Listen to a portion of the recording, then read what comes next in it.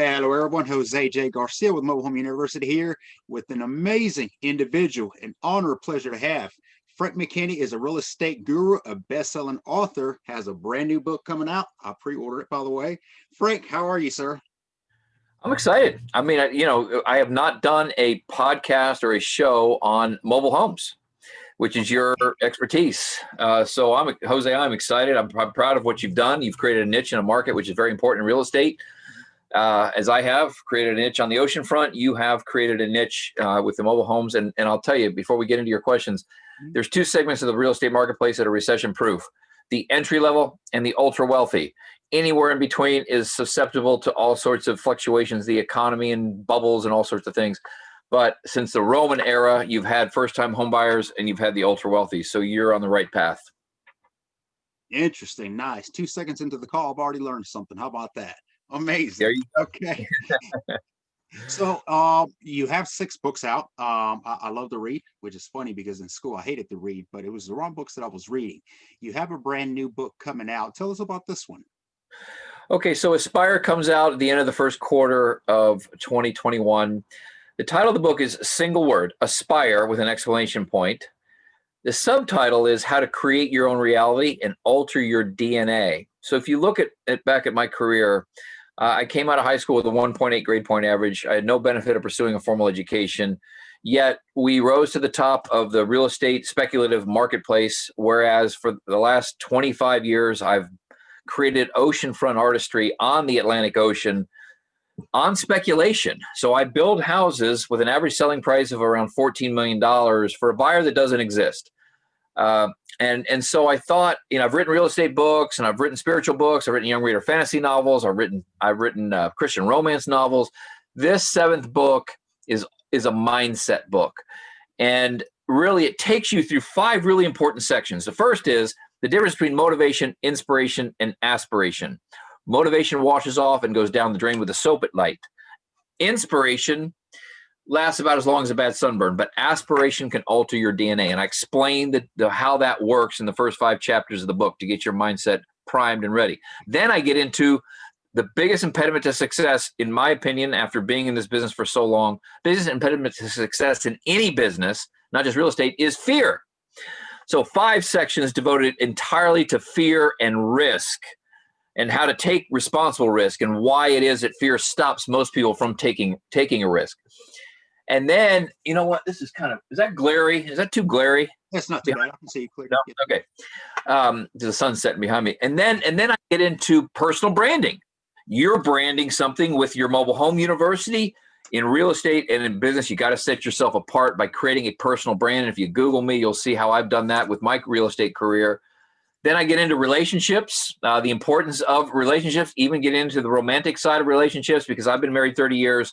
And I'll tell you, there's not many people that can say that. And what a powerful relationship does for your career. It's kind of an odd section, but I realized after all these years how important it is. And then finally, the 5th section teaches you how to put together your spiritual highest calling and your professional highest calling. Aspire. So if you want to learn more about it, go to theaspirebook.com. Right, great, absolutely. We'll definitely drop a link on this as well at the bottom of this video. That's very good. Like I said, I pre-ordered mine and I cannot wait for it to come out. Check it out. When I think of success, I think of Frank. I mean, you've done it. You went to Florida with what, $50 in your pocket? Right. And now here you are, magnitude. What was your motivation? What kept you going at that time? I believe that you have an opportunity in life to take out the imaginary eraser, turn around to the chalkboard of life and erase what was. And you only get a handful of those chances because the eraser eventually wears out. And in my case, I was a juvenile, delinquent, troublemaking young man from Indiana that went to 4 high schools in 4 years. I spent 7 different stints in juvenile detention, and I had to get out of Dodge. I had to change my venue, my zip code. And I landed in Florida, as you said, a long time ago with $50 in my pocket. I was 18 years old, and I was enamored with, back then, now you're a little younger, but back then there was a television show called Lifestyles of the Rich and Famous. And it would be kind of like MTV Cribs today. Like you got to look inside, like as a voyeur, inside the lifestyles of the rich and famous. And I thought, oh my God, I got to have that. How do I get that? No education, no connections, no network, no money. I felt like I needed to, and I wanted to live that lifestyle of the rich and famous. So I became a tennis pro. I was a teaching tennis pro. I was making over $100,000 a year as a 21-year-old. And I realized, you know what, the real money people were making as I was teaching them tennis, they taught me about real estate. I earned my PhD in entrepreneurship and my master's really in real estate on that tennis court, teaching people how to hit a better forehand and backhand. And they said, Frank, why don't you try real estate? Why don't you get in real estate? And I'm like, you know what? I heard that more than once. And I finally said, okay, overcame the fear associated with leaving a $100,000 a year job as a 21-year-old. I was driving a Ferrari when I was 21. And I said, there's a limit to how much money I can make on the tennis court. Really, I was making $50 an hour, but do the math, like $100,000, $120,000. I have friends that are still making like $120,000 a year. That was 30 years ago. And I said, I'm going to do what my tennis students are doing. Like they are living that lifestyle because of real estate. And I invested in my first, it was a crack house. It was a fixer-upper. I bought and sold, made a $7,000 profit. And I'll tell you what, most people don't know, Jose, is I didn't do a house worth more than $100,000 for 5 years. So I would have been working on the mobile home, the mobile homes you're doing now. That's all I did was first-time home buyer houses for 5 years. And I got really good at the craft of real estate. And that's when I started to rise up the price point ladder. And I did a house. The most expensive one I ever did was a $50 million house. Wow. That had 32 rooms, 20 bedrooms, 16 bathrooms, and like a 17, 18 car garage. Amazing. Yeah, no, I've seen many of these, through YouTube and, some of the houses you built. I mean, they are beautiful, to say the least. Is this where you got your inspiration? Some of these shows you mentioned? That's a good question. It goes beyond inspiration. It goes to aspiration. So I asked myself back then, and I asked in my new book in the very first chapter, Frank, and now reader, who do you aspire to emulate? And that's a fancy sentence for who would you like to copy? Like whose lifestyle would you want to have? Mm-hmm. And then I went a little further and I said, Frank, what legacy do you aspire to leave behind? And I looked at these people that I was teaching tennis to, and they had, at the time, Jose, I was very consumeristic and materialistic.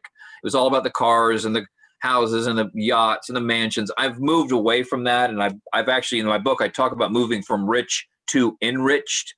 How do you move from being rich to feeling enriched? And there's a big difference. But yet when I was younger, and let's say people watching this that are just starting out, answer those questions. Like, who do you aspire to emulate? Who is it that you look up to that can drive you to succeed at a level that you don't think is possible right now? You need that model.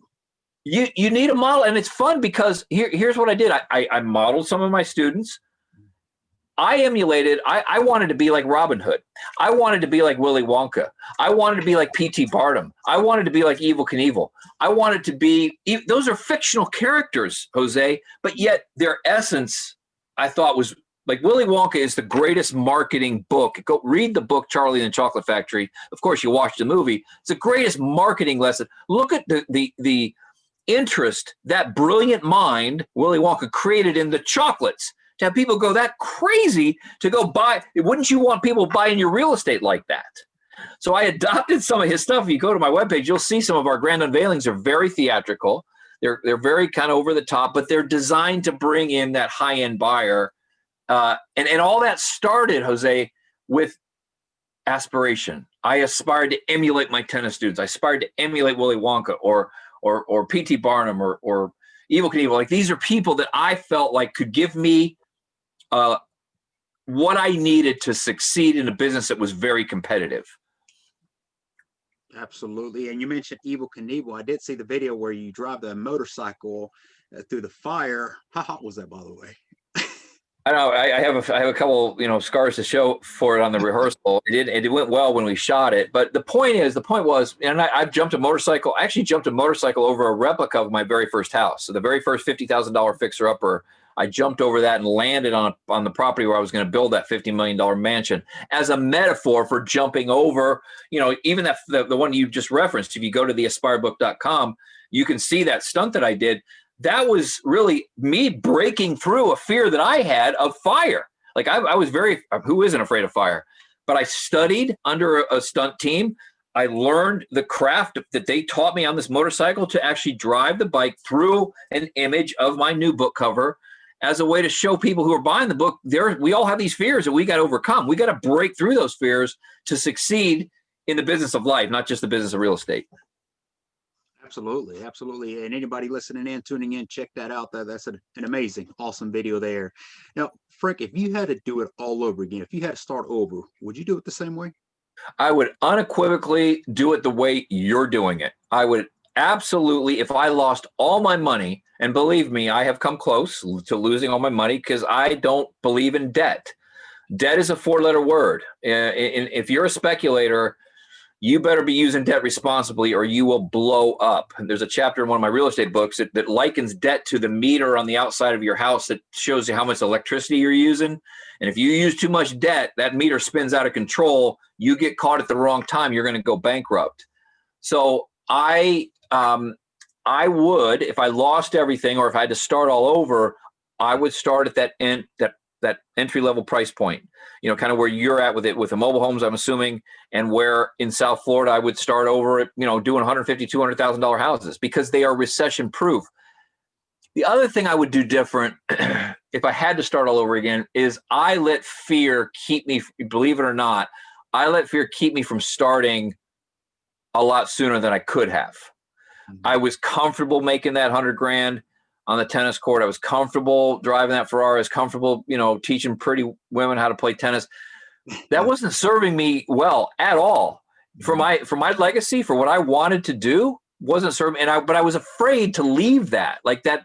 Listen, what I talk about in Aspire is fear is nothing more than a sensation associated with the thought of taking a risk. The thought of taking a risk, people. Once you take the risk, the fear goes away. I'm going to give you a simple example. Imagine you're at an amusement park and you're getting ready to go on a roller coaster. You sit down in that roller coaster and that metal bar clangs down tight across your lap and it starts going up that hill, clickety-clackety up that first hill. Your heart's pounding. You're terrified at the thought of what's about to happen. What happens once you go over the hill? That fear is replaced with exhilaration, fun, excitement, and joy. Many people get off the ride and do what? Get to the back of the line, do it all over again. That's how you've got to approach. I'm afraid every day of my life, Jose. Nobody's mastered fear. That's a foolish statement. I let fear motivate me. I don't let it stop me. Very well said. Fear is a good thing. Absolutely. Interesting. I like that. Okay. What would you say is the secret to getting ahead with any business? Like me, yeah. So I am still I would consider beginning stages. We're still in this affordability, definitely what we consider recession proof. But to take any business to the next level, to grow and multiply. So this is going to sound like a kind of an odd answer, but you take an artist approach to your craft. Become like if Jose were to be the Van Gogh, Renoir, or Monet, or Michelangelo of mobile home business, you would buy the best paint, you'd buy the best brush, you'd buy the best palette. You would market yourself as being this real estate artist, which is what I've been called. I think you, listener, and of course you, Jose, should start that now. If you're in the real estate business, take the artist approach. It's not just a bottom line driven business. Build your reputation first and the bottom line will follow. Most people get it reversed. They focus on that bottom line to the sacrifice of their reputation because they cut corners and they think by making 500 extra bucks on the mobile home is going to make a bit. No, put the $15 a yard, $20 a yard carpet in instead of 10. Put 2 coats of paint up instead of 1. Put the brand new door and paint it a special color. Don't just patch the hole on the roof. Put a new roof on it. I built my reputation first, Jose, before I built my bottom line. And then eventually, like Michelangelo or Renoir or Monet or Van Gogh or any of your favorite artists, people then lined up to buy my artistry because I treated my craft, that being real estate, as an artist. That's what will set you apart in this very competitive business that we're all in. Stand out and do right. Absolutely. Yep. That's very good. And there are. You know, I just want to say one more thing. At that entry level, it's even more important because people are counting on your trust.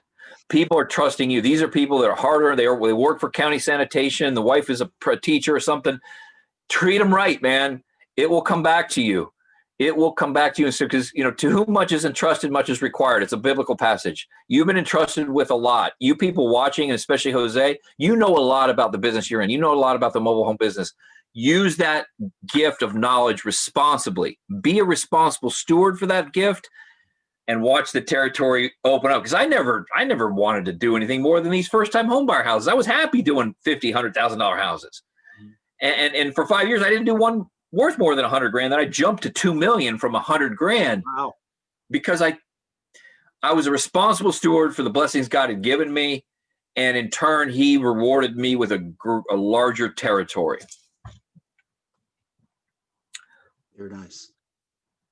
Absolutely. Yeah. No. And we push our students to, cutting corners, try to get cheap. It's what you present at the end of the day is your name too. So definitely that was well put. Stand up and do right. I'm going to use that some more. Do you see the need of affordable housing a growing epidemic at this time? Oh my goodness. You have no idea. So I'm not going to get into all the statistics, but after, there's a lot of people in forbearance right now. There's a lot of people that are trying to hang on to their house. There's going to be another wave of foreclosures. It's sad, but it's going to be true. I would imagine that the mobile homes that you're dealing in, you rent them out. You do not sell them. Or do you do both? Yeah, so we started with renting them out. We were landlords at the time, 6 years ago, and now it is more rehabbing them and selling them, but we finance. Okay, so that's the key right there. You're holding the paper. You're getting people into houses, and then eventually I assume you're doing what with the paper? Are you selling the paper, or are you hoping that you're just collecting the monthly payments? Collecting monthly payments at this time. Mm-hmm. Okay, so eventually you can once you have enough of that paper, you can sell that paper. You can convert that paper into big chunks of cash. You might sell it for 90 cents on the dollar, or depending on how high the interest rates are, you might get 110 cents on the dollar because interest rates are so low. But the need for affordable quality, put that first. Remember, I'm a Christian, so you got the Holy Trinity, the Father, Son, the Holy Spirit. There's another Holy Trinity: time, budget, quality in real estate. So you adhere to the other Holy Trinity in your mobile home business. You're going to have more buyers and or renters, and you know what to do with. I'm telling you, if you're listening to this program and you're wanting to get into that mid-level, like in Florida, it would be, 400 to 800,000. I would talk you out of it. I would say, do what Jose's doing, and then get wherever you're at, Georgia, wherever the high end. There's a high end neighborhood in every single city in the United States. Jump up to that price point where those people are relatively unaffected by the fluctuations in the economy. The ultra wealthy have done pretty well, by the way, over the last 4 years, and actually the last 8 years since the last recession. So I think, I did a little research on your website and stuff. Before I come on any program, I want to find out who's behind it. And what you're teaching and what you're doing for your students, it's easy to understand. It's entry level, and the profit centers, if you will, be it the income you make from flipping it or holding paper or renting it, if you decide to buy and hold it, they're going to be there forever. You do not have to deviate outside of it. I didn't necessarily have a plan to. I just really took the artistry to a new level. Like renovating and being an artist on a $100,000 house was very different than a $10 million house. I got to express the gift that God gave me to be this artist and to design these things like private clubs almost for my buyers. But you're on the right track. You're on the absolute right. And if you're following Jose and you're going to his university, as long as he's doing right by you, you should listen to what he has to say. I've never met him before. I mean, I'm not giving him a commercial. He bought one book from me, but I just think what you're doing is great. Well, good. Thank you. Glad to hear. It is my goal to get people more into this niche. Definitely, I'll tell them, it's a win-win because you get into it, you're obviously investing in something, and you're giving back. That's the way I feel every time we home somebody. But that being said, how much have your coaches and mentors helped you succeed, and how important is a coach or mentor? Well, let me touch on that giving back, and then I'll go to the coach and mentor thing, because this is actually a statement that you should take from me, as I'm not your mentor, but I have been taught this by my mentors. I mentioned that passage from the Gospel of Luke, chapter 12, verse 48, that says, "To whom much is entrusted, much is required." I'm not going to pound on a Bible or a pulpit here for you, but I will tell you that when you understand that you have a responsibility and a stewardship to share your blessings with those less fortunate, even if it's putting these people into in a mobile home that they couldn't afford before, or maybe a charity that spins off of that. We build self-sufficient villages in Haiti. Our Caring House Project Foundation has, well, you don't know this, but we are building our 29th self-sufficient village in the poorest country in the Western Hemisphere, for people who basically survive on less than $2 a day, and the kids are eating dirt flavored with bouillon and lemon juice. I decided to go to the poorest country in the Western Hemisphere to bring a self-sustaining existence to the people that were suffering so bad. I don't believe in welfare. I don't believe in an entitlement mentality. I believe in what we take the best of philanthropy, the best of capitalism. You combine the two, you got Philanthro-Capitalism.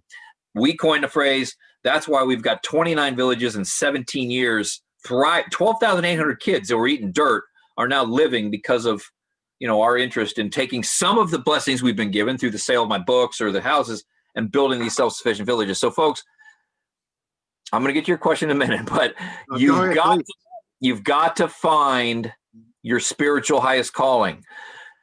Jose will help you find your professional highest calling, which is the mobile home business. He'll teach you all about your professional highest calling.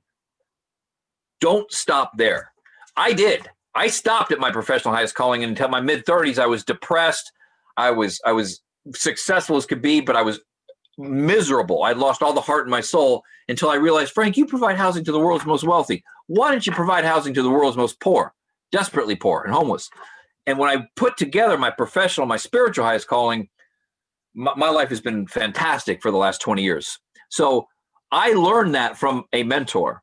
I learned that from a man who just passed recently. His name was Rich DeVos. He was the founder of Amway. He was the 65th richest person in the world, and he taught me how to be a responsible steward for my blessings. He taught me the importance of a spiritual. He didn't call it a spiritual highest calling, and and that happened in 1998. And I'm so glad that he taught me that. So you might not be. I was fortunate to have a one-on-one relationship with him because he lived in one of the towns I was building a lot of houses in. He lived on a very expensive house. And he took a liking to me. I was very different than him. I looked very different than him, but he took a liking to me. If you can't find a one-on-one, face-to-face mentor, that's why guys like me write books like this. This is a mentor for $25 freaking dollars. If you're going to sit in my treehouse and have me coach you, it's thousands and thousands of dollars. I don't even coach that much. I do it for my charity. So absolutely, Jose. I'm sorry for my long answer to your short question. Please, beautiful. It's very important to have role models. Who do you aspire to emulate in your life? Absolutely. And we're going to talk more about this mentorship after the call, by the way. So, yes, sir. So definitely mentors, and I have many coaches, mentors, JT being one of them. Of course, he's definitely taken me from certain level and up, and every day I feel like you learn something new. I've learned so many things already from this call. We've been on it 20 minutes. So what are some things you can tell somebody to get them motivated, going to take action? So many people hold back, like you mentioned, and they just stay there in this comfort that they think. I mean, I'm just a simpleton. A simple phrase that is going to be true with everybody watching this, including me and you, is we're going to have regrets in life. I will have regrets. Jose will have regrets. You will have regrets. Regret what you did, not what you didn't do. In other words, don't sit back on your rocking chair when you're 80 years old or whatever age you are saying, I wish I would have done that. I wish I would have pursued that mobile home business. I wish I would have done that mega $1 million house on the ocean, but I was too scared. I didn't do it. I'd rather sit in that mobile home and say, what was I thinking? $50 million house? And it didn't sell? And now I'm kind of bankrupt, but at least I did. Well, you know what? I did sell it. And I've had many properties I've lost money on. But if you're going to have regrets in life, which you will, regret what you tried. Was that a really good idea? Hey, at least I did it. At least I put my best foot forward. Because what will happen is, like you said, complacency sets in. And listen, nobody on this interview, nobody on this call, this podcast is born a real estate investor. I wasn't. Jose wasn't. You're made into a real estate investor. That ain't going to happen by just watching Jose's podcast. You have to take action. There's a chapter in one of my spiritual books that says, God won't do for you what you can already do for yourself. Biblically is faith without works is dead. Pray walking, folks. Don't stay on your knees or sit in your chair thinking that just because Jose has a fantastic program that you're going to make money. You've got to take action. And some of that action, guess what, is going to fail. And you might regret taking it, but at least you took it. Other than that, your whole life is laid out before you right now. You know exactly how your life's going to go if you're not going to take a risk. Absolutely. Awesome. Awesome stuff. A question a lot of people have, including myself, is what is next for Frank? Well, I did just retire from building on the ocean. I've been doing it since 1992. I did my first oceanfront house. We did 44 houses with an average selling price of $14 million. I sold the last one during COVID a few months ago. I'm very just enthralled with writing this new book. Matter of fact, the book's so new to be, I've never even shown it. So this is actually a cover I had made that I put on. I was going to ask you to show another book. Yeah, I haven't even finished the book yet. This is just the cover. I'm still writing it. So, there you go. Now you know the secret. It ain't even out yet. This is just a cover I have made. So what's next is that book is really everything I've learned, not just in the business of real estate, but the business of life. And then we're going to hit the road and do a big tour, not a virtual tour. I'm not into virtual things. We're going to go out. We're going to traverse the country. 29th Village in Haiti. Obviously I want to get to number 30 in 2021. We're doing a little real estate in North Carolina, but more, just to live in and stuff. So I'm really happy where I'm at with my life. My daughter just moved to New York City. But this is it. Like, I have this knowledge now after all these years, and it's incumbent upon me to share it, be it like this on a podcast, for free, or, for $25. And by the way, Jose, I think you know this, but your viewers don't. You buy a book from me, any of my 6 books, this being my 7th, and all the money goes to Caring House. So when Jose pre-ordered one book, which I think you got one, right? I'm going to get 20 because I heard you mentioning something about getting 20 and visit you at your treehouse. So far, one. Listen, if you pre-order 50, which is $1,250, you can come visit at the treehouse, and you can give them to your students. But for those of you who can't afford 50, one book provides 200 meals in one of our orphanages in one of our Haiti villages. Absolutely. Yes. And like I said, I will put a link on the video below. So everybody that's listening to this, order this book. I just got through ordering, not to brag, but I ordered all your books because I think you're a true inspiration. And I mean, aspire, like you say. So I can't wait to start reading them and can't wait for that one to come out 2021. So Frank, it has been a true pleasure, sir. We can't thank you enough for being on here.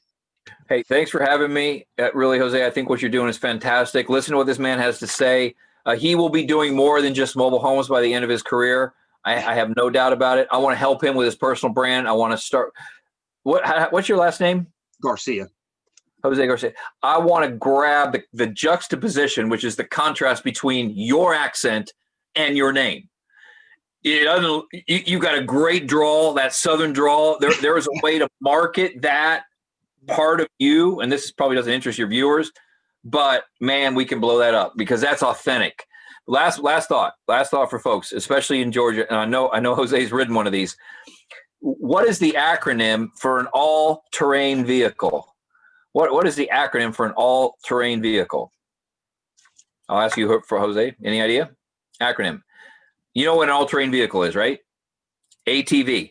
An ATV. We're going to go ride ATVs. Four-wheelers, yeah. Yep. Four-wheelers, ATVs. ATV stands for authenticity, transparency, vulnerability. Approach your life and approach your marketing being authentic, being transparent, and being vulnerable, meaning sharing your story and not having this, like, holding everything to yourself, having an abundance mentality. So when you think of an ATV, think of authenticity, transparency, vulnerability. Live your life that way. I know Jose does, and you folks listen to what he has to say, because he can help you live a fantastic, fantastic life. Very well. Thank you. Thank you. Absolutely. Frank, we will end the video with that. Until next time, sir, we look forward to speaking to you very soon. All right. We'll see you in the treehouse. All righty. Thank you. Bye-bye. See you later.